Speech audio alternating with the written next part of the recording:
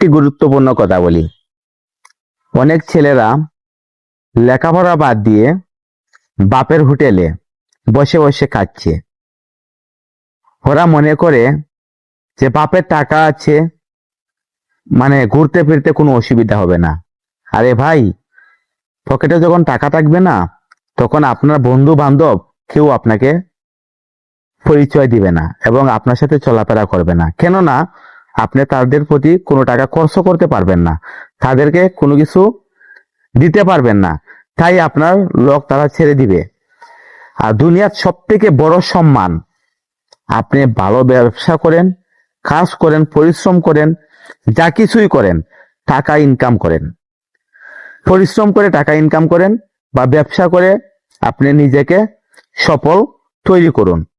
তাহলেই আপনার সম্মান থাকবে, আপনাকে সবাই মূল্যায়ন করবে, সবাইকে সম্মান করবে। সম্মান অর্জন করতে গেলে অনেক পরিশ্রম করতে হয়। আপনার অনেক টাকা পয়সা হবে, কিন্তু সম্মান আপনার থাকলো না, এই টাকার তো কোনো মূল্য নেই। টাকাও ইনকাম করতে হবে, সম্মানও অর্জন করতে হবে। তাই প্রতিটি মানুষের সাথে ভালো ব্যবহার করুন, প্রতিটি মানুষের সাথে সুসম্পর্ক বজায় রাখুন, সবার সাথে সুন্দর ব্যবহার করুন। ধন্যবাদ। আবারও কোনো এক ভিডিও নিয়ে চলে আসবো আপনাদের মাঝে।